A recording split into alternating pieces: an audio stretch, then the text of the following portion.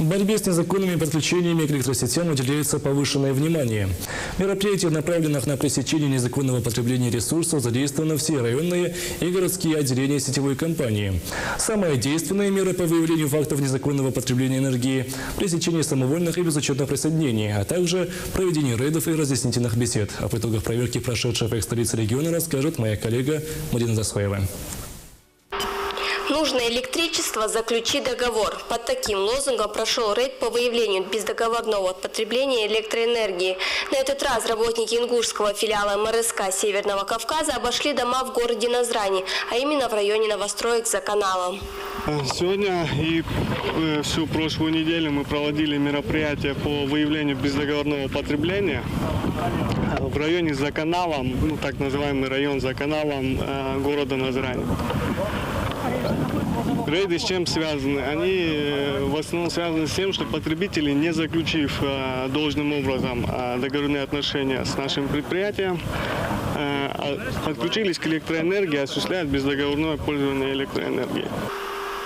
Работа энергетиков осложняется еще и тем, что в этом районе много новостроек.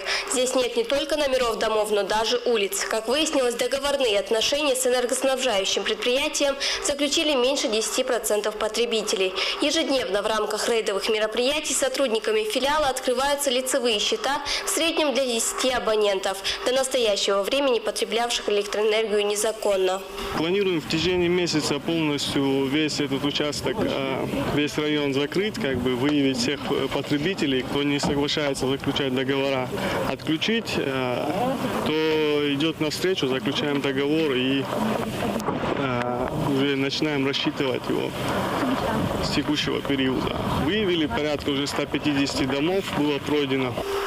Жителям республики также необходимо понимать, что для того, чтобы получить свой честный киловатт, потребитель в первую очередь обязан заключить договор с энергоснабжающей организацией. В противном случае производится полное ограничение потребления электроэнергии. Иными словами, домовладения отрезают от основной сети.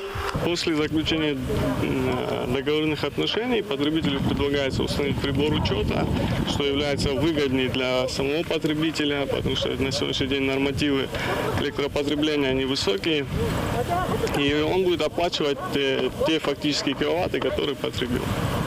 Всего планируется обойти более 1000 дворов. Подобные рейды будут проводиться до тех пор, пока не будет наведен порядок в этой сфере.